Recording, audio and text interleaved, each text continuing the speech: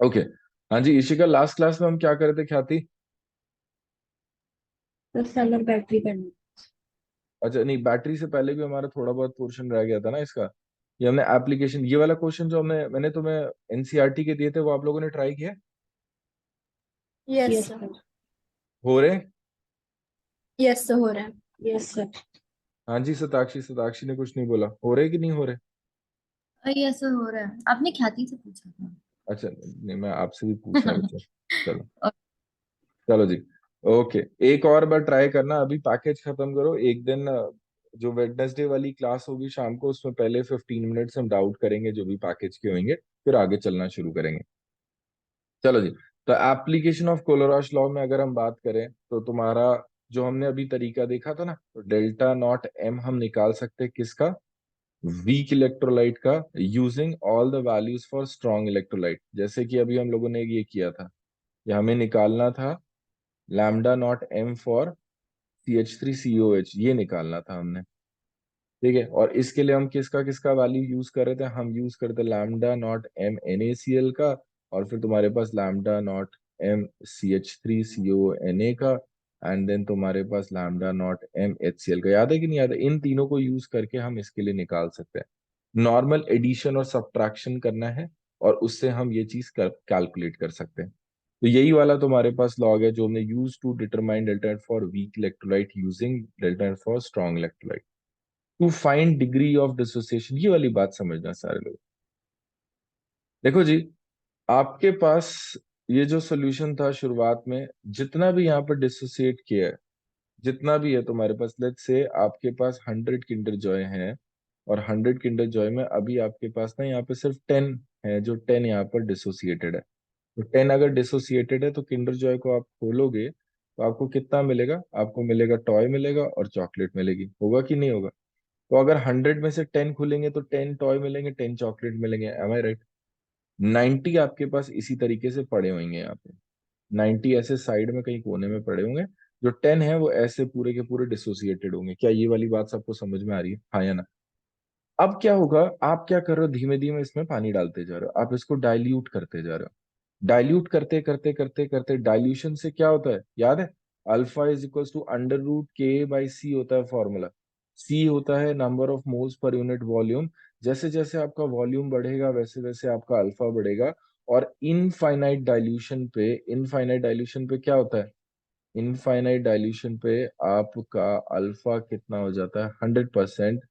तो जितना भी आप इनफाइनाइट डाइल्यूशन पे करते जा रहे हो, करते जा रहे हो, करते जा रहे हो, करते जा रहे हो, अल्टीमेटली ये पूरा डिसोसिएट होगा।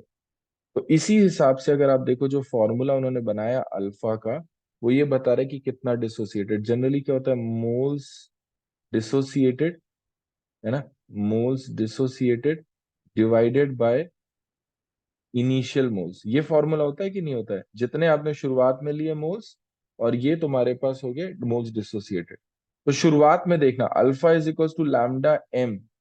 जो लैम्डा एम हमने किया था वो तो शुरुआत में डिसोसिएटेड था, और जब आपने कंप्लीटली तोड़ दिया तो वो बेसिकली इनिशियल मोल्स के बराबर हो गया। देखो, ए से अगर कोई चीज बी जा रही है तो शुरुआत में सी ऐसे डैश है, और अगर कंप्लीट हो गया तो वापस से खत्म, ये सी बना कि नहीं बना?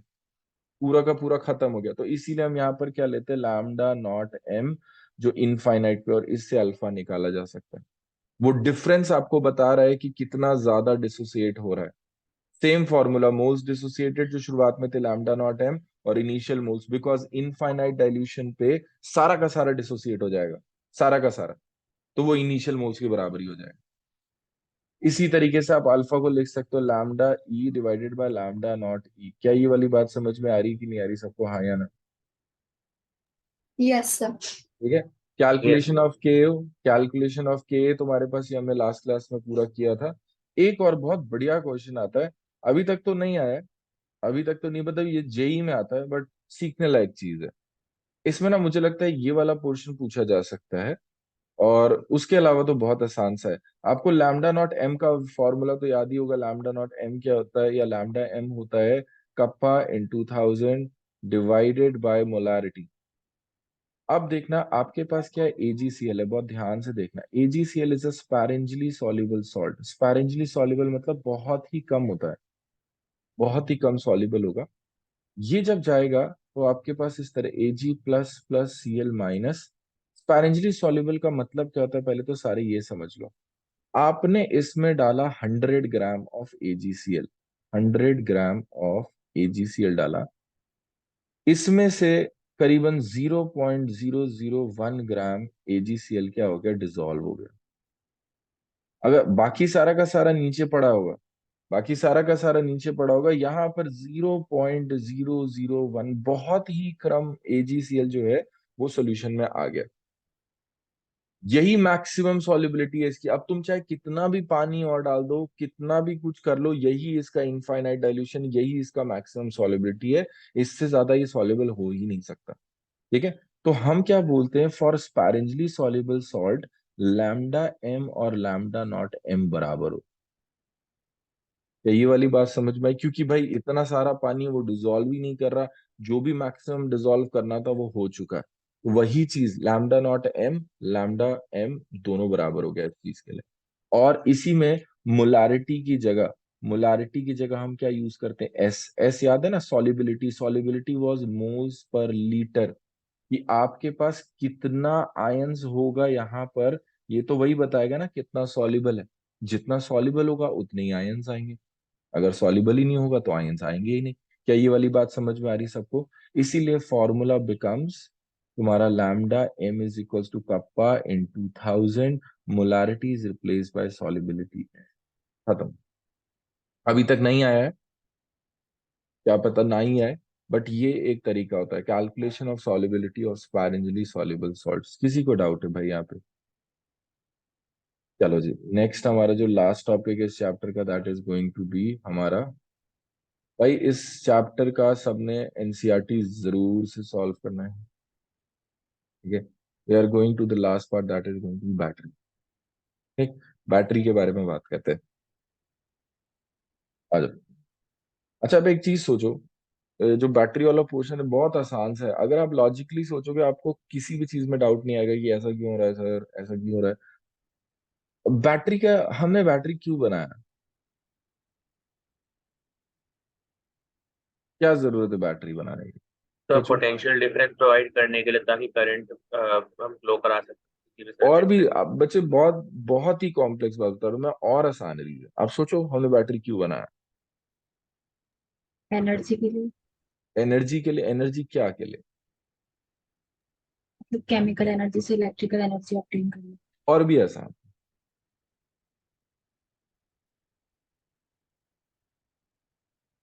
सोचो और भी आसान क्या हो सकता है। एनर्जी स्टोर करने के लिए। ठीक। एनर्जी को कन्वीनियंटली यूज करने के लिए। हम, आपको नहीं लगता बिल्कुल कन्वीनियंटली, जब आपका मन चाहे आपके सेल में आपने डाल दिया, आपका काम चलने लगा। बेसिकली एनर्जी स्टोरेज, एनर्जी को कन्वीनियंटली यूज करना, प्लस कन्वीनियंट में ना बहुत सारी चीजें आ जाती है, कॉम्पैक्ट। आप देखो ना, जितनी भी बैटरीज होती है वो कॉम्पैक्ट बनाने की कोशिश होती है। आप आराम से उसको ले जाओ इधर से उधर, आप जो चाहे, आपके लैपटॉप में आपके फोन में बैटरीज लगी हुई, एनर्जी स्टोरेज के ही तो काम कर रहे हो आप, देखो है कि नहीं। क्या ये वाली बात समझ में आई?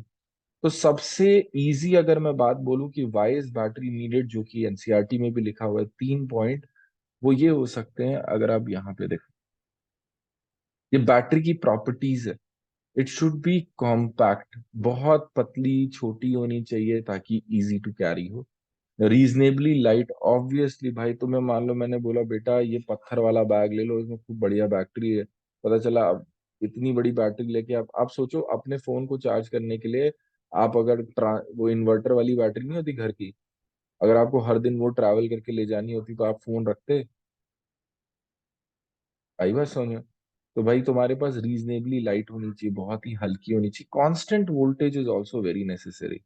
क्यों कॉल्ड? भाई आपके पास हाथ में वॉच है, भाई उस वॉच में तुम्हारा वोल्टेज कांस्टेंट नहीं जाएगा तो मिनट हैंड और उस आर एंड हर बार तो चेंज हो जाएंगे। आपको एक कांस्टेंट पर्टिकुलर स्पीड पे वोल्टेज चाहिए ताकि आप उससे क्या कर सको, आप टाइम सही से मेजर कर सको। और भी बहुत सारी जगह, आप सोचो एसी चल रहा है, बार बार वोल्टेज फ्लक्चुएट हो रही है, चीजें खराब होने का भी डर रहता है। ठीक है। क्या ये वाली बात समझ में आ रहा है कि कांस्टेंट वोल्टेज वाली बात क्लियर है? ये तीनों पॉइंट एनसीईआरटी के लिखे, मैं अभी आपको दिखा दूंगा। बैटरी की तीन property, compact, reasonably light, constant voltage. Are we clear? चीजें बहुत सिंपल है ना? आ जाओ, अब देखना, जो बैटरी है उसको दो पार्ट में डिवाइड किया गया है। कौन से दो पार्ट में डिवाइड किया गया है? एक होता है प्राइमरी बैटरी और एक होता है सेकेंडरी बैटरी। प्राइमरी बैटरी कैसा होता है? ये सिंगल यूज बैटरी होती है। सिंगल यूज बैटरी का जो सबसे आसान एग्जांपल है, that is going to be आपका लेक्लांचे सेल। लेक्लांचे सेल क्या होता है? अरे आपने नॉर्मल अपने घर पे एवरीडी और ड्यूरा सेल देखा है, जो अपने एसी के रिमोट यस में, सर। टीवी के रिमोट में लगता है ना? वो जो तुम्हारे सेल होते हैं उनको प्राइमरी सेल बोलते हैं। सेकेंड, जो सेकेंडरी सेल की अगर आप बात करोगे, तो secondary cell are multiple cycle में जो चलते हैं उनको सेकेंडरी सेल बोलते हैं। जैसे कि लिथियम आयन बैटरी, जैसे आपका फोन की बैटरी होती है। फोन की बैटरी क्या, बार बार चार्ज करो, बार बार डिस्चार्ज होती है, फिर बार बार चार्ज करो, वो मल्टीपल साइकिल चलती है। सेकेंडरी बैटरी समझ में है, रीयूजेबल होती है। प्राइमरी बैटरी नॉन रीयूजेबल होती है, एक ही बार, सिंगल यूज कहते हैं उनको। ठीक, आ जाओ जी। आपके पास नेक्स्ट इन्हीं में हमारे पास, यहां तक आपको सबको समझ में आ रहा होगा भाई? किसी को डाउट है? ये वाला पोर्शन क्लियर है, ये वाला पोर्शन क्लियर है? अब हम इसको डिवाइड करने जा रहे हैं। हमारे पास सिंगल यूज बैटरीज में हमारा दो केस है जो हम डिटेल में पढ़ने वाले हैं। इसमें वैसे हम दो ही बैटरी को काफी डिटेल में पढ़ने वाले हैं, एक लेक्लांचे सेल को और एक लेड स्टोरेज बैटरी को। तो हम स्टार्टिंग विद कि सिंगल यूज में एक लेक्लांचे सेल है, एवरेडी ड्यूरा सेल, और एक है मरकरी सेल। मरकरी सेल क्या होता है सर? मरकरी सेल वो होता है जो छोटा सा, ऐसा बिल्कुल सा सिल्वर कलर का नहीं होता, जो वॉच में लगता है। आपने देखा है? यस। देखा होगा, है ना? वो छोटा सा जो वॉच वाला सेल है उसको हम बोलते हैं मरकरी सेल। चलो जी, तुम्हारे पास नेक्स्ट देखना, सेकेंडरी तुम्हारे पास क्या है? चार्ज डिस्चार्ज साइकिल में lead storage battery, nickel cadmium, ये दोनों तुम्हारे पास क्या है सेकेंडरी में जो हम पढ़ेंगे। इसके बारे में तो कुछ भी नहीं लिखा है एनसीईआरटी में, सिर्फ लेड स्टोरेज बैटरी पढ़ेंगे। आ जाओ जी, शुरू करें। Should I start with Leclanche's cell, है ना?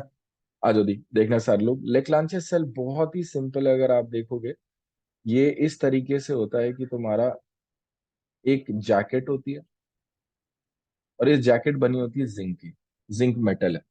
मेटल का क्या होता है? ऑक्सीडेशन होता है, और ऑक्सीडेशन होता है तो ये किधर होगा? एनोड पे होगा। पहली चीज तो आपको यही क्लियर होगी। फर्स्ट क्वेश्चन आता है इन सब बैटरीज में कि what is at cathode and what is at anode. ये तो रटा होना चाहिए, बिना इसके काम नहीं बन सकता। जब तक आपको कैथोड एनोड जो क्वेश्चन है मैं वो बताता जा रहा हूँ साथ साथ। कैथोड एनोड का क्वेश्चन पहला हो गया बैटरी से। लेक्लांचे सेल में आपका एनोड पे मेटल होता है जिंक। अगर इसीलिए आप कभी भी यूज्ड वाला बैटरी खोल के देखोगे ना, उसमें करोजन हो जाता है, उसमें दिखता है। आप उसका जैकेट खोल के देखो, आपको दिखेगा पूरा ब्राउन ब्राउन हो गया वो, जब सेल यूज हो जाता है। ठीक, तो जिंक का ऑक्सीडेशन होगा, और तुम्हारे पास एक बीच में एक टिप होती है, आपने देखा होगा ऐसे टिप से निकली होती है ऐसे करके। वो जो टिप निकली होती है वो तुम्हारे पास कार्बन की होती है, ग्रेफाइट एट एनोड। ग्रेफाइट या कार्बन एट एनोड। अब उसके बाद क्या होता है, इसके अंदर यहाँ पर ऐसे ना फिलिंग की जाती है। यहाँ पर एक फिलिंग की जाती है, और एनसीईआरटी में डायग्राम थोड़ा सा गड़बड़ बना हुआ है, और यहाँ पर एक फिलिंग की जाती है, थोड़ा सा हल्का सा डिफरेंस आता है। अब ये फिलिंग क्यों की जाती है बच्चे? ये फिलिंग इसलिए की जाती है बिकॉज इसकी वजह से ही तुम्हारे पास क्या होता है कि तुम्हारा चार्ज ट्रांसफर होता है, इलेक्ट्रॉन, पूरा सर्किट कंप्लीट होता है। क्लियर हो रही है बात? समझ, ये फिलिंग की वजह से आप सॉल्यूशंस में करते थे कि आयंस इधर से इधर ट्रांसफर हो रहे हैं, तो यहाँ पर कुछ रिएक्शंस ऐसी होती है जिसकी वजह से इलेक्ट्रॉन ट्रांसफर होते हैं। अब आपने पहली बैटरीज में ये भी देखा होगा, कई बार लेक्लांचे बैटरी ऐसी होती थी वो यूज होने पे फूल जाया करती थी। आपने देखी थी पहले बैटरी फूल जाती थी।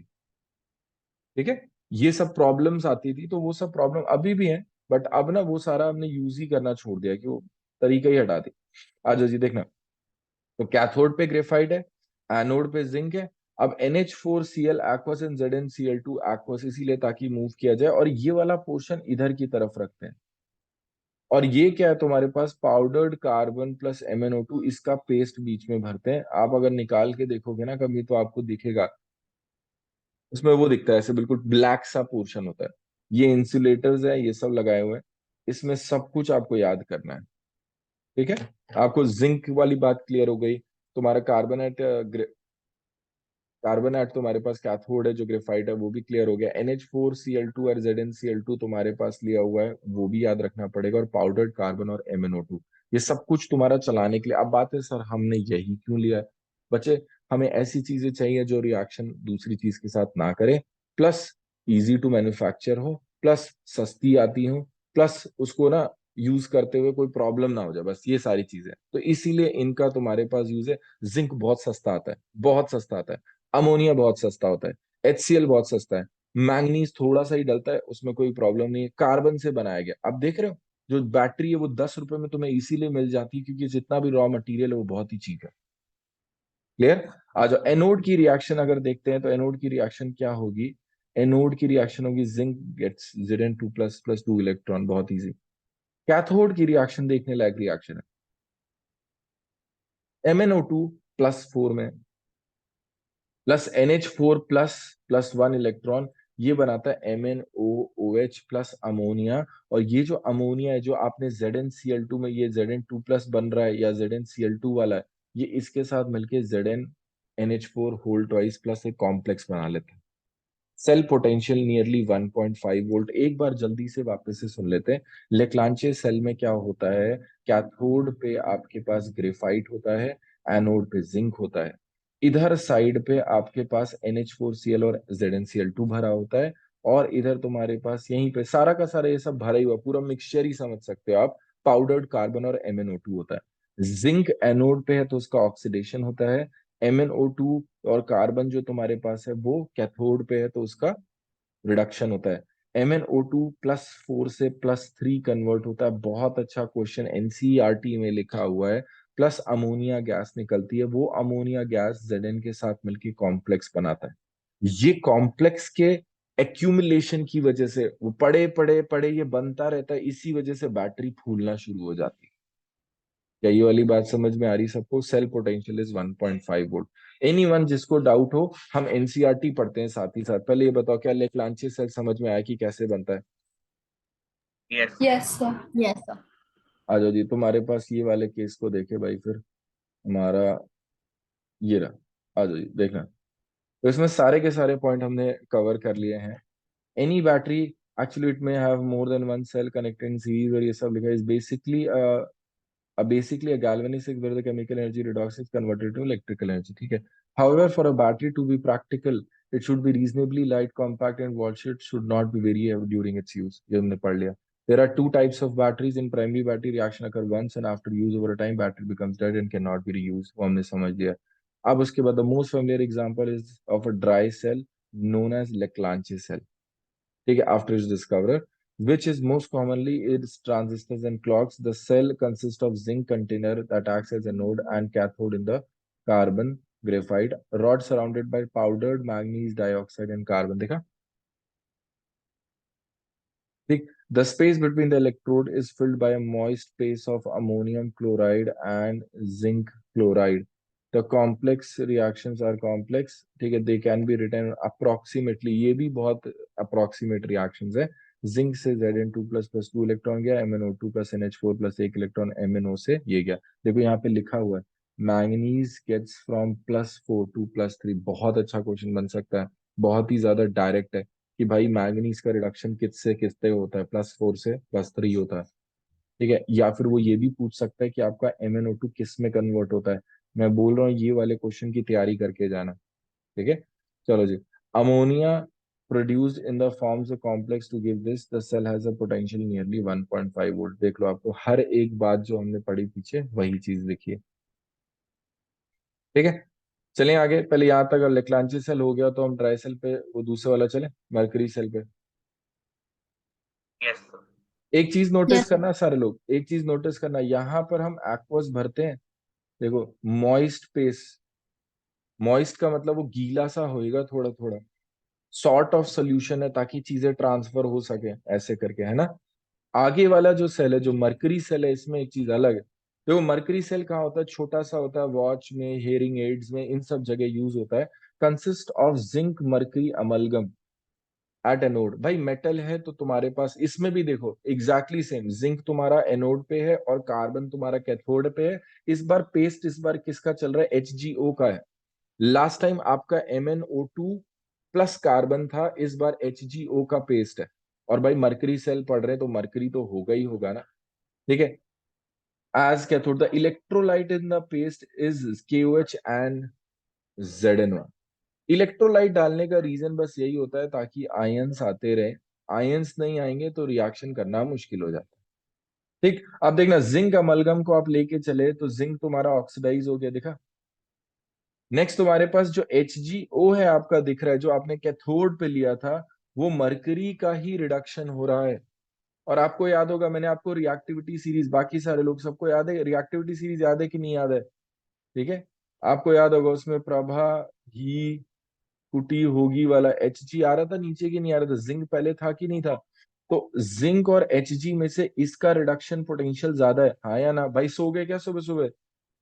बोलो भाई। Yes sir. Yes sir. Yes sir. सारे लोग यस हाँ। सर। चलो नम्रता, यस सर। चलो सुन रहे हो ना? ओके, ठीक है। तो हमारे पास जो SRP वाली बात चल रही थी, तो Hg का SRP ज्यादा है, वो कैथोड पे उसका रिडक्शन इजी है, तो HgO will get converted to Hg। ये तुम्हारे पास रिएक्शन हो रही है यहाँ पे, देख लो जी, ये तुम्हारे पास रिएक्शन। क्वेश्चन में अगर याद रखना है तो याद रखने वाली बात तीन है। एनोड पे क्या है? Zinc amalgam. कैथोड पे क्या है? HgO इन कार्बन। इलेक्ट्रोलाइट क्या यूज होता है? KOH ZnO। ठीक है, अब उसके बाद आसान है भाई, जो कैथोड पे होगा उसका reduction HgO goes to Hg, जो एनोड पे है उसका oxidation Zn goes to Zn+2। ठीक, आ जाओ जी। तो ओवरऑल रिएक्शन अगर आप देखोगे तो ओवरऑल रिएक्शन इन्हीं के बीच में है तुम्हारा, ZnHg plus HgO gives ZnO plus Hg। The cell potential is approximately 1.35 volt and remains constant during its life as the overall reaction does not involve any ion in the solution where concentration can change during its lifetime। बहुत important बात भाई, यहाँ पर कोई आपने solution लिया ही नहीं, ये सारा का सारा सॉलिड सा सेल है, पूरा का पूरा मटेरियल इसमें सॉलिड है। तो सॉलिड मटेरियल की वजह से जो ज्यादा आपको याद होगा आपने इक्विलिब्रियम में भी सॉलिड को इग्नोर कर देते हो चेंज इन कंसंट्रेशन, लगभग लगभग वो वैसे ही रहता है। सॉलिड्स के साथ हम बार बार इग्नोर करते हुए चलते हैं ना, है ना, लिक्विड के केस में लेके चलते हैं, गैसेस के केस में लेके चलते हैं। तो यहाँ पर एज सच सोल्यूशन ही नहीं है, और अगर सोल्यूशन नहीं है तो कंसंट्रेशन में कोई खास चेंज नहीं आ रहा, रिएक्शन चल रही है, जिंक करोड हो रहा है, Hg खत्म हो रहा है, तुम्हारे पास कभी ना कभी सेल रुकेगा, बट जिस भी तरीके से वो चल रहा है सॉलिड होने की वजह से वो एक स्पीड पे चलता जा रहा है लगातार, अनटिल वो खत्म ना हो जाए, खत्म बस खत्म हो जाएगा। ठीक है, क्या किसी को डाउट है इसमें? जल्दी बताओ। मरकरी वाला सेल क्लियर हो गया? यस। ओके, चलो भाई।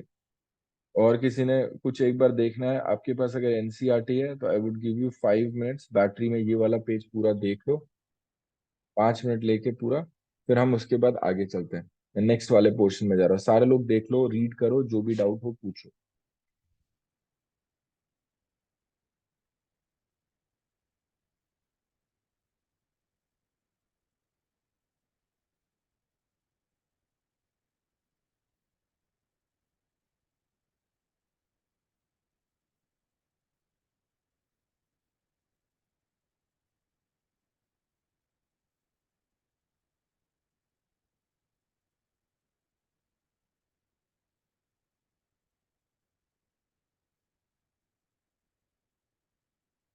चले जी, देखा आप लोगों ने? Yes sir. Yes sir.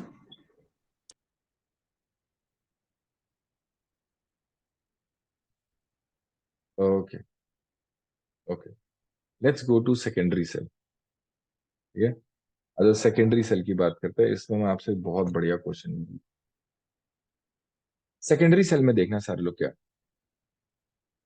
जो सेकेंडरी बैटरी है उसमें लेड स्टोरेज बैटरी की बात करें, है ना, पर्टिकुलरली लेड स्टोरेज बैटरी कहाँ कहाँ यूज होती है? ऑटोमोबाइल्स में यूज होती है, इन्वर्टर्स में यूज होती है। ठीक, बनी कैसे होती है? तुम्हारा लेड होता है एनोड पे, और लेड के ना उसमें लिखा grid of lead packed with lead dioxide as cathode, दिख रहा है यहाँ पे ऐसे करके लगातार, देखा आपके पास ऐसे पूरा ग्रिड होता है लगातार। इसके बीच में एसिड डला होता है, कौन सा वाला, H2SO4, और उसका भी खास बात है 38% solution of sulphuric acid is used as an electrolyte. आपको ये बात याद रखनी पड़ेगी, ठीक है। अब ये कैसे चल रहा है मैं आपको ये दिखा देता हूँ। आपका एक ही चीज का काम हो रहा है यहाँ पर, देखना। जो तुम्हारा लेड है और लेड ऑक्साइड है, और आपको दिखेगा भी, आपको याद है कि हम लोग ने पढ़ा था जो क सी गे सन पब ऐसे आता है, ये ग्रुप 14 है। ग्रुप 14 की खास बात क्या है, डाउन द ग्रुप जाते हुए आपके पास +4 से +2 ऑक्सीडेशन स्टेट में जाता है। इनर्ट पेयर इफेक्ट की बात हो रही है। तो पीबी भी बताएं क्या जाना चाहेगा, पीबी भी +2 में जाना चाहेगा और पीबीओ2 भी +2 में जाना चाहेगा। अभी ये पीबी +4 में। तो यही रिएक्शन है कि लेड जो है मेटल की तरह काम करे, तो लेड का ऑक्सीडेशन होगा, लेड का ऑक्सीडेशन होगा तो Pb2+ बनाएगा। और तुम्हारे पास यहां पर भी PbO2 है, इसका अगर ऑक्सीड रिडक्शन होगा तो ये भी Pb+2 बनाएगा। ये दो चीजें हो रही हैं। साथ में जो SO4 2- है वो भी भाई खास, SO4 2- तुम्हारे पास प्रेजेंट है। वो SO4 2- तुम्हारा इनके साथ जुड़ जाता है, PbSO4 ये रिएक्शन हो रही है। कितना सिंपल है, Pb PbO2 दोनों चीजें। Pb तुम्हारे पास सिर्फ ऑक्सीडाइज हो सकता है, PbO2 सिर्फ रिड्यूस हो सकता है। तो Pb हमेशा कहाँ पे होगा, एनोड पे होगा, PbO2 कैथोड पे होगा। लेड स्टोरेज बैटरी है तो लेड तो होगा ही भाई। सल्फ्यूरिक एसिड यूज हो रहा है, वो आयंस दे रहा है भाई, ऑक्सीडेशन रिडक्शन के लिए थोड़े बहुत ions, acidic medium basic medium में करते हैं ना रिडॉक्स रिएक्शन, ठीक है, तो वो मीडियम प्रोवाइड कर रहा है H2SO4। ठीक, आ जाओ, ये रिएक्शन अब देखते समझ में आएगा। क्या ये वाली बात सबको समझ में आ गई? जल्दी से बताना भाई, what is at anode, quick, what is at anode, what is at anode, quick. Lead. Lead. What lead. Is at cathode, what is at cathode, lead oxide. Lead lead oxide. Okay, oxide. H2SO4 solution का कितना percentage use हो रहा है? 38%। 38%। Okay जी, आ जाओ इस पे देखना। अब ये जो तुम्हारी रिएक्शन है SO4 के साथ अगर आप देखो +4H+, ये तुम्हारे पास रिएक्शन, SO4 यहाँ पे कुछ खास काम नहीं कर रहा।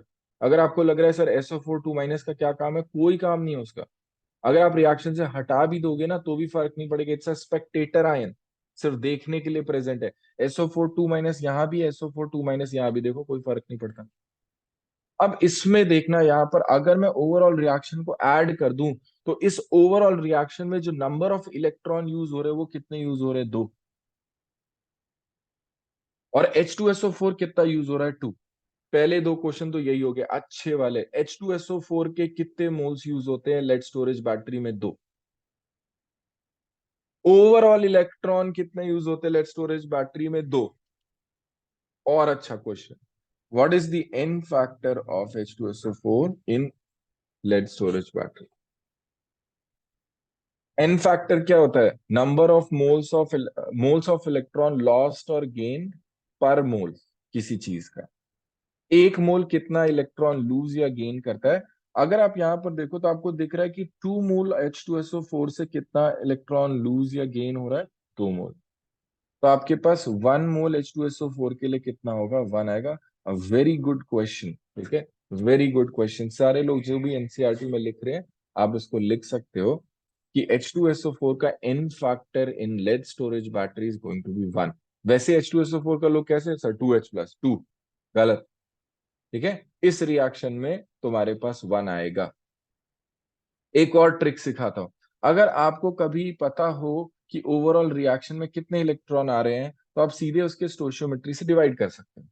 तो आपके पास क्या है, यहां पर अगर मुझे निकालना है इसका एन फैक्टर क्या होगा, 2, इसका एन फैक्टर क्या होगा, 2, इसका एन फैक्टर क्या होगा, 2। यहां पर इसका H+ का एन फैक्टर इसके लिए कितना आ रहा है, ये हो जाएगा हाफ।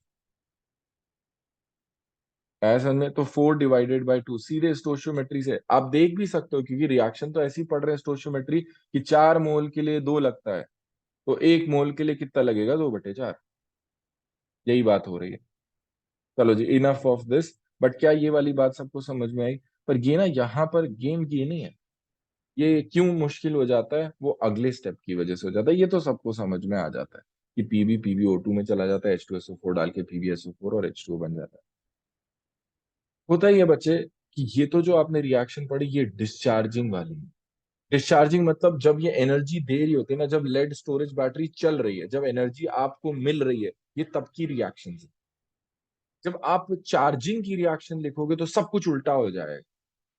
और सब कुछ उल्टा हो जाएगा तो इसका मतलब क्या है, आपके पास दोनों ही जगह क्या होता है, PbSO4 होता है कि नहीं होता है? एनोड पे भी कि PbSO4 बनता है, कैथोड पे भी PbSO4 बनता है, और तो कुछ बनता ही नहीं है यहाँ पे। अब ना ये एनोड वाला किस में कन्वर्ट हो जाता है, उल्टा हो जाता है। एनोड में तुम्हारे पास अगेन इसका क्या होगा, तुम्हारा ऑक्सीडेशन होगा तो ये PbO2 बना लेता है, और ये वाला PbSO4 तुम्हारे पास क्या करेगा, ये Pb बना लेगा। अब देखना जी, देखो रिएक्शन मैंने बदले नहीं, आपका वो पलट गया। ठीक है, ये चीज है, पहले ये एनोड था, ये कैथोड था। एनोड पे Pb गोज टू Pb+2, अब ये उलट गया। तो तुम्हारा जो Pb+2 में गया था, now this is going to तुम्हारे पास PbO2, इस तरीके से चल रहा है। आया समझ में?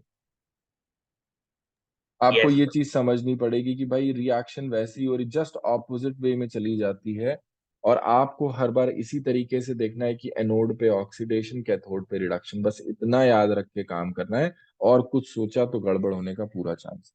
आ जाओ जी, क्या मैं आपसे एक क्वेश्चन पूछूं? ठीक है, ड्यूरिंग चार्जिंग एनोड पे क्या होगा? पहला है ऑप्शन Pb, दूसरा है PbSO4, ठीक है, और फिर तीसरा है PbO2, और फोर्थ है तुम्हारे पास H2SO4। क्या होना चाहिए? PbSO4 PbO2 PB.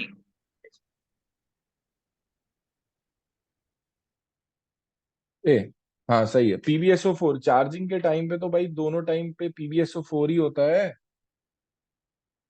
चार्जिंग के टाइम पे तुम देखो रिएक्शन को उल्टा करोगे ना, ये देखो तुम्हारे पास क्या है, इसको देखो, यहाँ पर ये रिएक्शन हो गई, ये दिखे ना सबको? On charging the battery the reaction is reversed, PbSO4 on anode and cathode. PbSO4 ही है जो एनोड पे भी और कैथोड पे भी है। क्या ये वाली बात समझ में आई कि नहीं आई? Yes sir. Yes sir ठीक है, नेक्स्ट देखो तुम्हारे पास क्या है, एक और क्वेश्चन। प्रोडक्ट, इसमें वही during charging, product formed at anode,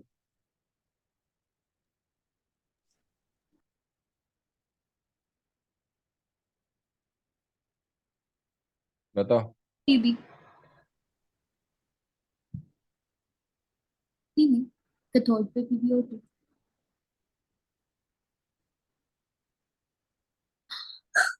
अरे बच्चे, एनोड पे ऑक्सीडेशन होगा ना, एनोड पे ऑक्सीडेशन होगा। ऑक्सीडेशन Pb+2 का किस में जाएगा, Pb+4 में नहीं जाएगा। एनोड पे ऑक्सीडेशन, ऑक्सीडेशन वाला प्रोडक्ट कौन सा, PbO2 ही तो है। आया समझ में मैं क्या बोल रहा हूँ, कि ये चार्जिंग में आपको कंफ्यूज करेगा, डिस्चार्जिंग में तो सबको पता चल जाता है। क्या शताक्षी समझ में आया मैं क्या बात कर रहा हूँ? क्या बुक में तो यस। कैथोड पे दे रखा है PbO2 PbO2, PbO2 देख कैथोड कैथ नहीं बच्चे, आज देखो कैथोड पे तो यस सर रिडक्शन बुक हो में जाए। ऐसे ही दिया ना ना ना, आज इधर देखो, तुम्हारे pass on anode and cathode is converted into Pb and PbO2 respectively. अच्छा, आप ये कह रहे हो कि ये वाला पोर्शन इसके साथ है? ओके, एक सेकेंड,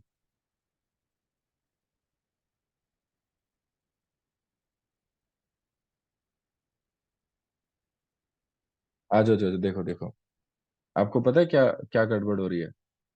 देखो, जब आप चार्जिंग करोगे, जो मैं पूछा वो चीज समझना, जब आप चार्जिंग करोगे तो इलेक्ट्रोड्स रिवर्स हो जाएंगे,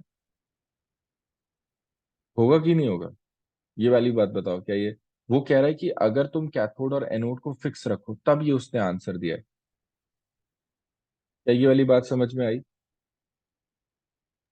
yes sir. Yes about it. तो मैं, आ जाओ देखो मैं ये क्या कह रहा हूँ, और जिसको नहीं समझ में आया वो चीज देखना।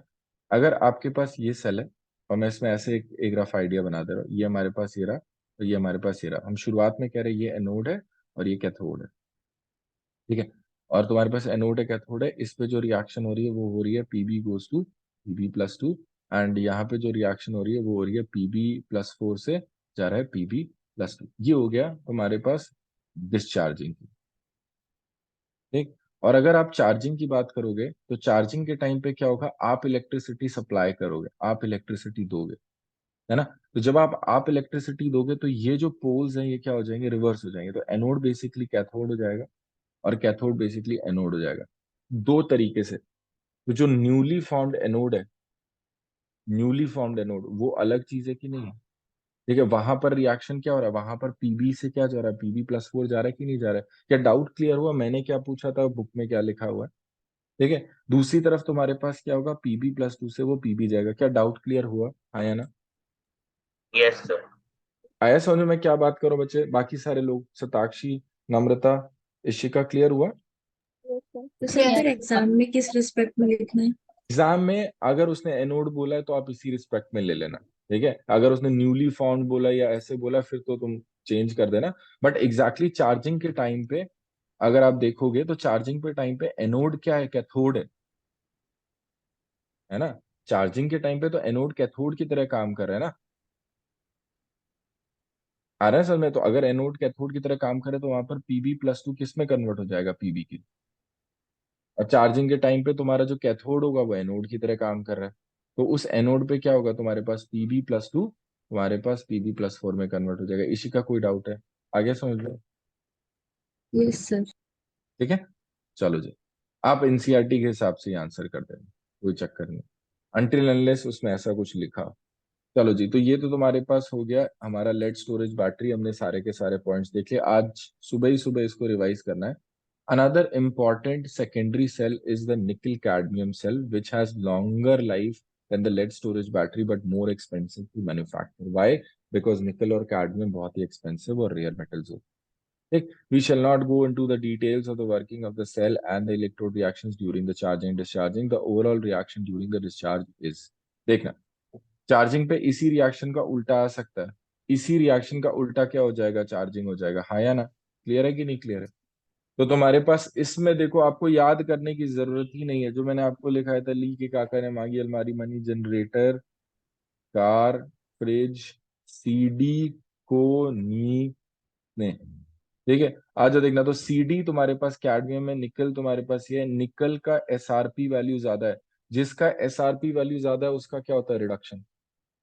और जिसका एसओपी वैल्यू ज्यादा होता है उसका ऑक्सीडेशन। तो निकल का क्या होगा, रिडक्शन होगा, और तुम्हारे पास कैडमियम का क्या होगा, ऑक्सीडेशन होगा। देखना जी, यहीं से देख के पता चल रहा है आपको, इवन रिएक्शन भी नहीं याद रखनी है, आपको बस इतना याद रखना है कि निकल +3 से निकल +2 में चला गया और कैडमियम तुम्हारा 0 से +2 में चला गया। देखा, इसी में उल्टा कर दिया तो तुम्हारे पास cadmium will get to CD and nickel will get to Ni+3। क्या किसी को डाउट है यहां तक। Take 2 minutes, see all the batteries अगर तुम्हें डाउट हो, फिर हम आगे चलते हैं फ्यूल सेल पे।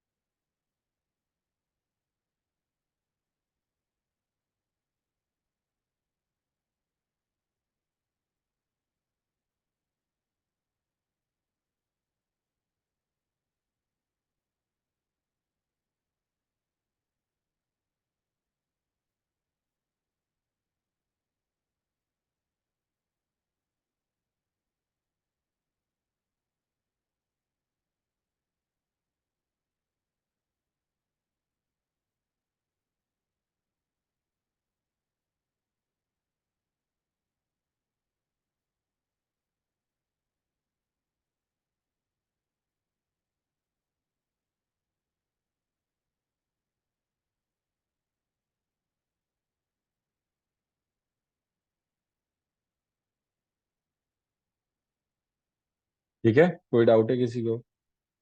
ये थोड़ा रिवीजन वाला पोर्शन है ना, इतना मुश्किल नहीं है, आप लोगों ने देखा होगा बहुत मुश्किल नहीं है, बस याद रखना पड़ता है।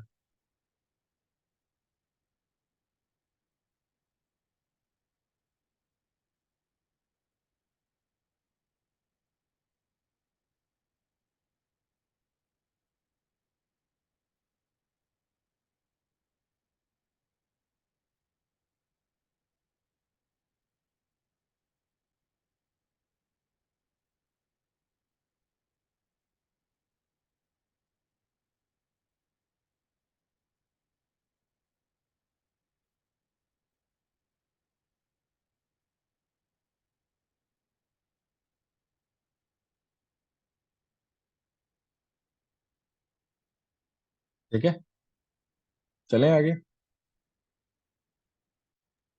Yes yes sir. चलो okay, let's move on to fuel cell.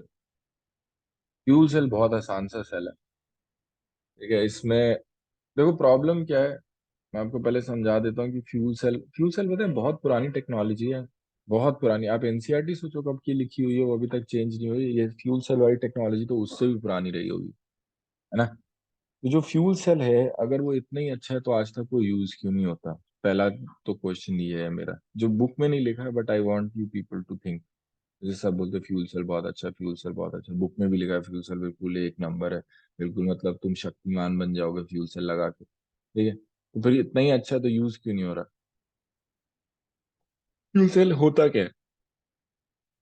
Fuel cell बहुत सिंपल सा फंडा देखो। फ्यूल सेल में क्या करते हैं, H2 गैस O2 गैस को पंप करते हैं। यहाँ बीच में पोरस इलेक्ट्रोड्स होते हैं।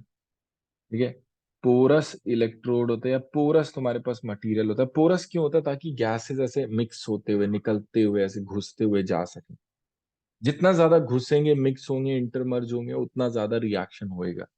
प्लस यहाँ पर प्लैटिनम ये सब मेटल यूज करते हैं। क्यों? बिकॉज ये मेटल्स ना गैसेस को एड्सॉर्ब करते हैं। एड्सॉर्ब करने का मतलब सरफेस पे होता है, अभी नेक्स्ट चैप्टर शुरू करेंगे जब, उसके बाद देखेगा। तो सरफेस पे चिपकती हैं गैसेस, जब चिपकेंगी तो रिएक्शन होएगा।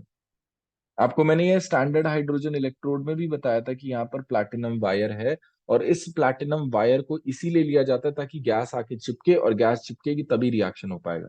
Gases need a surface to react on, हवा में नहीं होती रिएक्शंस। ठीक है, तो तुम्हारे पास क्या होगा, यहाँ पर पोरस इलेक्ट्रोड्स है, इनके थ्रू गैसेस जाती है, यहाँ पे मेटल को यूज किया जाता है। इसके अंदर आ रही आवाज, आ रही है सबको?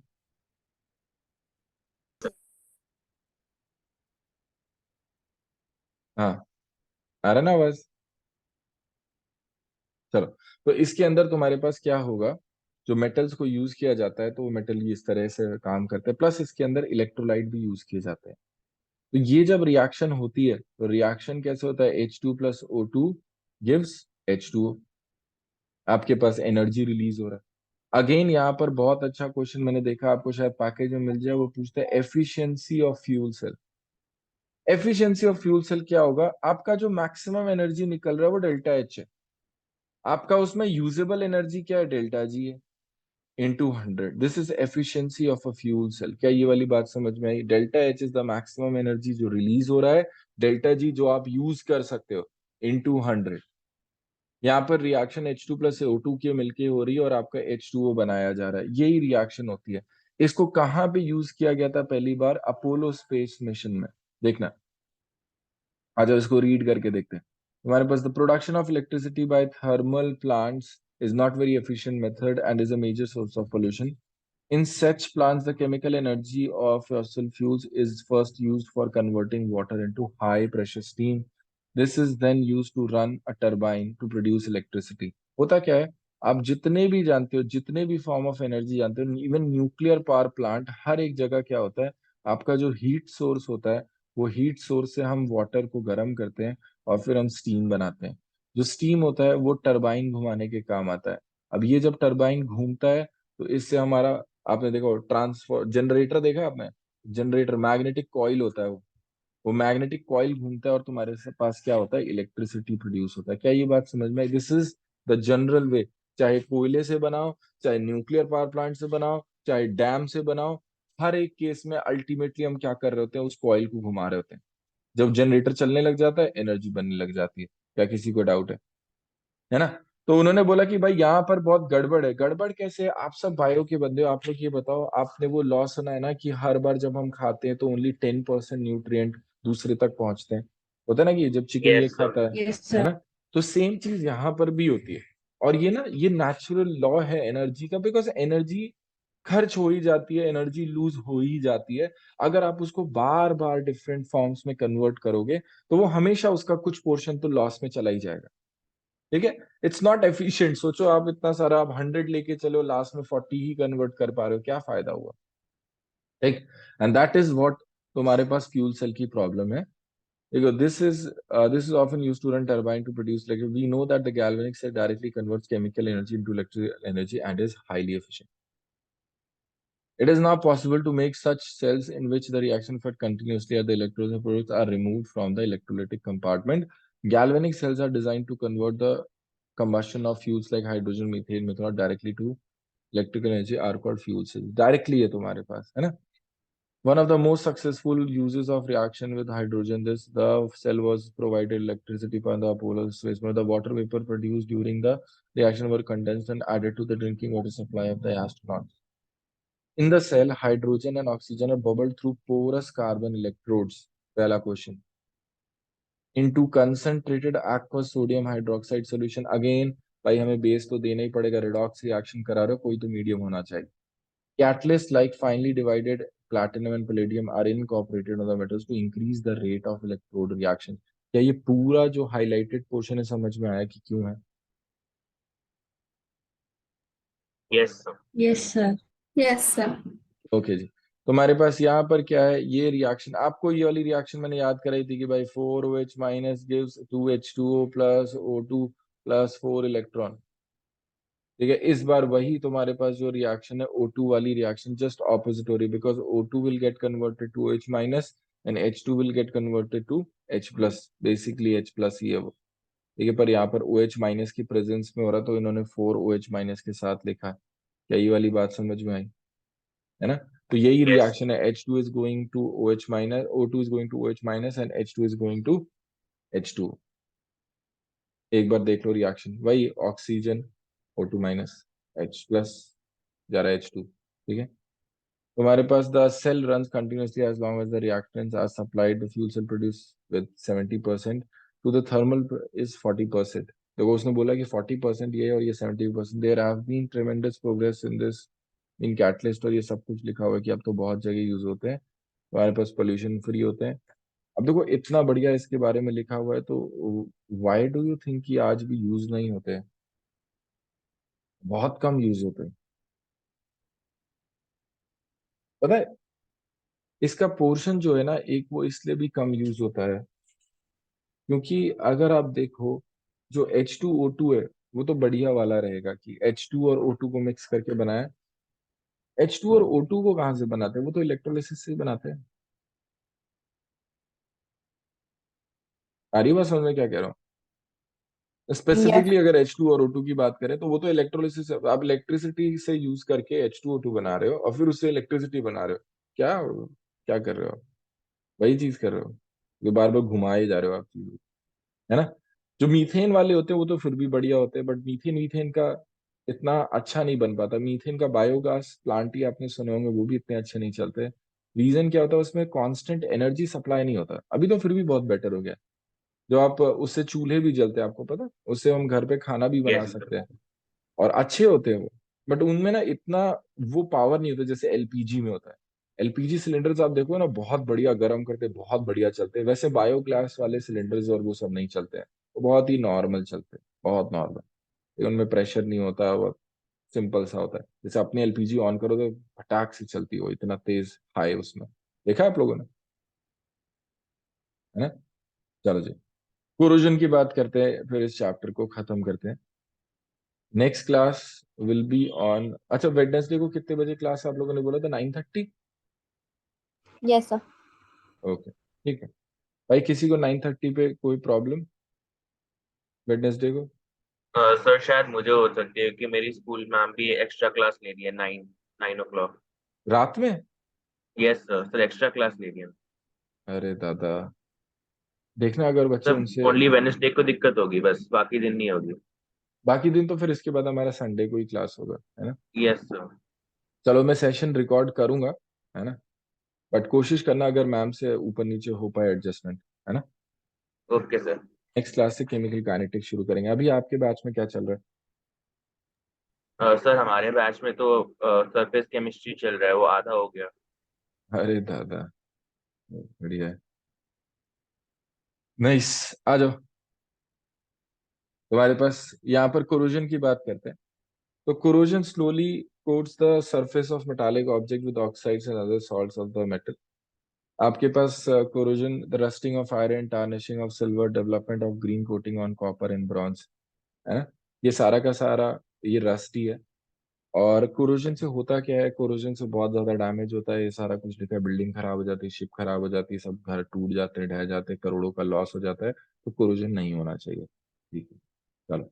अब कोरोजन होता कैसे है? कोरोजन होता है जब तुम्हारे पास मेटल की जो सरफेस है ना, ये मेटल की सरफेस है, ये इन्वायरमेंट की कांटेक्ट में अगर होती है तब कोरोजन होता है।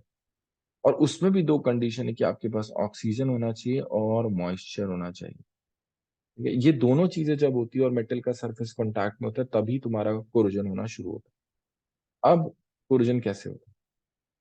एक, आपके पास जो Fe है, मान लो आयरन की बात करते हैं, तो iron will get converted to Fe2+, और ये जो दो इलेक्ट्रॉन है, ये दो इलेक्ट्रॉन कहीं और भागते हैं। अब ये जो दो इलेक्ट्रॉन है, ये दो इलेक्ट्रॉन रिडक्शन का काम करते हैं। तो बेसिकली ये जो मेटल सरफेस है ना, ये एक रिडॉक्स रिएक्शन का घर बन जाती है कि तुम्हारे पास Fe ऑक्सीडाइज हो रहा है और तुम्हारे पास ऑक्सीजन क्या हो रहा होगा, रिड्यूस हो रहा होगा। इसमें ये रिएक्शन चल रही है मोटी मोटी। अच्छा, पहले यहां तक दे ले। In corrosion the metal is oxidised by the loss of electron formation of oxides. The corrosion of iron commonly known as rusting occurs in the presence of water and air. I hope यहां तक सबको clear है। ठीक। The chemistry of corrosion is quite complex, but it may be considered essentially as electrochemical phenomena. Redox reaction है। At a particular spot of an object made into iron, oxidation takes place and the spot behaves as anode. And we can write the reaction here. देखो, क्या किसी को doubt है यहाँ तक? बाकी सारे लोग, सब लोग बताओ। नो ठीक। सर। ठीक है, electrons released at anodic site, anodic site जहां से इलेक्ट्रॉन रिलीज हो रहे हैं, move through the metal, metal के अंदर कंडक्टिविटी होती है, आराम से इलेक्ट्रॉन भागते हैं, and go to another spot to the metal and reduce oxygen in the presence of H+। अभी मैंने बताया कि O2 का रिडक्शन हो जाएगा वही इलेक्ट्रॉन से। अब जैसे ही आपने किया H+, अब बात आ रही कि सर H+ कहाँ से आ गया भाई? मॉइस्चर इसीलिए हम लेते हैं, जो आपके पास मॉइस्चर है वो H2O है और हवा में CO2 भी होती है। ये जैसे ही इसके साथ मिलता है ये बनाता है कार्बोनिक एसिड, और कार्बोनिक एसिड कुछ नहीं तो थोड़ा बहुत तो H+ देगा ही ना। ये अपने आप एटमॉस्फेयर में रखे रखे ये चीज अपने आप ही हो जाती है due to dissolution of carbon dioxide into water. Hydrogen ion in water में also be available due to dissociation of other acidic oxide. मान लो अपने HNO3 बन गया है NO2 से लेके, NO2 plus H2O, HNO3, SO2, SO3 plus H2, H2SO3 और H2SO4, कुछ भी बन सकता है from the atmosphere. This spot behaves as cathode with the reaction. ये रहा, तो आपके पास same reaction, O2 plus 4H plus 4 electron gives 2H2O, and तुम्हारे पास ओवरऑल रिएक्शन ये है। अब ये रिएक्शन भले ही ना इतनी पूछी जाए, पूछा जाएगा कि एनोड पे क्या होता है, कैथोड पे क्या होता है, एसिड कौन सा बन रहा होता है। अगली चीज है, what is the most common formula for rusting? Fe2O3.xH2। ये क्वेश्चन सबसे ज्यादा वाइडली आस्क्ड क्वेश्चन है, और इसके बाद जो कोरोजन का प्रिवेंशन है वो सबसे ज्यादा पूछा जाता है इसमें। रिएक्शन से ज्यादा ये दोनों बातें इंपॉर्टेंट है। What is the formula for rusting Fe2O3.xH2O? Fe2O3.xH2। ठीक है। फेरस तुम्हारे पास, prevention of corrosion is a prime importance. It also saves money and preventing this one of the simplest methods. तो इसके मेथड समझना क्या है भाई? पहला मेथड तो लोग क्या कहते हैं कि भाई अगर ये मेटल सरफेस है, इस पे कोरोजन हो रहा है, आप क्या करो, इस पे पेंट कर दो। अगर आपने पेंट कर दिया, आप क्या करोगे? आप बेसिकली इसका रिएक्शन ही कट कर दो, आपने इसको आइसोलेट कर दिया। सेकेंड चीज आप क्या कर सकते हो, आप एक और चीज कर सकते हो कि आप इसके ऊपर दूसरा मेटल लगा दो, इसके ऊपर ही दूसरा मेटल चिपका दो। अब ये दूसरा मेटल दो टाइप का हो सकता है। अब सोचना, बिल्कुल दो टाइप का हो सकता है। कौन सा दो टाइप का हो सकता है? एक तो ये इनर्ट हो सकता है। अगर इनर्ट होगा एयर से तो कोई भाई बहुत ही बढ़िया, कोई दिक्कत ही नहीं है, वो अंदर वाला रिएक्ट नहीं करेगा। कई बार ये मोर रिएक्टिव भी हो सकता है, और मोर रिएक्टिव ऐसी चीज लगाते हैं जो सस्ती होती है, मोर रिएक्टिव ऊपर लगा दिया। अब मोर रिएक्टिव होगा तो ये वाली लेयर ऑक्सीडाइज कर जाएगी, इस लेयर की रस्टिंग हो जाएगी, पर जो अल्टीमेट मेन चीज है वो अंदर बच जाएगा। इसको बोलते हैं सैक्रिफिशियल इलेक्ट्रोड। ठीक है, तो मैंने खुद को सैक्रिफाइस कर दिया। तो ये तुम्हारे पास ओवरऑल चैप्टर है। Prevent the surface of metal to come in contact with atmosphere, paint और बिस्फेनॉल। बिस्फेनॉल का ये स्ट्रक्चर बनाया मैंने। आपको याद है ऑर्गेनिक में बिस का भी यूज होता था, जब दो बार चीजें आती हैं सेम। डाई डाई दो बार नहीं यूज होता, एक बार बिस होता, तो बिस्फेनॉल इसका नाम है। Cover the surface with other metal, they can be react inert और रिएक्टिव। सैक्रिफिशियल इलेक्ट्रोड में तुम्हारे पास zinc and corrodes itself to save the object. Okay, today आपने ये वाला पोर्शन पूरा का पूरा वो करना है। मैं ग्रुप पे एनसीईआरटी अपलोड कर दूंगा, ये वाला मैंने आपको बताया था, ये वाला पोर्शन भी देखना है एनसीईआरटी से, कि H+ का जो मोलर कंडक्टिविटी है लिमिटिंग वो सबसे ज्यादा है। ठीक है, क्यों? क्योंकि मोलर कंडक्टिविटी चार्ज पे डिपेंड करता है मैक्सिमम, और फिर उसके बाद साइज पर डिपेंड करता है। This is it for electrochemistry. I hope आप लोग को मजा आया होगा, है ना? बढ़िया चैप्टर था। थोड़ा सा आई गेट इट कि थोड़ा सा कई बार बोरिंग हो जाता है ना। बोरिंग हो गया था क्या? हाँ देखो, अब देखो तुम लोग। चलो जी, ओके, ठीक है, this is it for today. आराम से पढ़ाई लिखाई करो, मिलते हैं नेक्स्ट क्लास में, ठीक है जी? चलो। सर जो टी तो डेल्टा डाई एस हमने लिया था, यूजफुल वर्क डन माइनस करा था उससे, तो हाँ, सर टी डेल्टा एस हम ये कह सकते हैं इंटरनल एनर्जी को रिप्रेजेंट करेगा? नहीं बच्चे, वो इंटरनल एनर्जी को रिप्रेजेंट नहीं कर रहा होता है। वो एग्जैक्टली exactly बताए कि एंट्रोपी, वो अरेंजमेंट डिसऑर्डर की वजह से जो एनर्जी लॉस होता है वो उसको वो बता रहा है। पर्टिकुलर टेम्परेचर पे कितना डिसऑर्डर है उसकी वजह से एनर्जी लॉस जो हो रहा है उसके लिए बात हो रहा है। सर लेकिन डिसऑर्डर अगर ज्यादा होगा तो फिर ज्यादा रिएक्शन नहीं होगा, मतलब ज्यादा स्टेबलाइज होने का टेंडेंसी होगा उसके पास? बच्चे ये स्टेबलाइजेशन के लिए नहीं है रिएक्शन, ये बता रहे कि आप स्टेबलाइज होगा तो एनर्जी और कम ही देगा ना। हम एनर्जी एक्सट्रैक्शन की बात करें कि हम कितना एनर्जी निकाल सकते हैं उस पर। ठीक है, तो वो तुम्हारे पास बात कर रहा है उसको। और किसी को कोई डाउट है तो पूछ सकते हैं।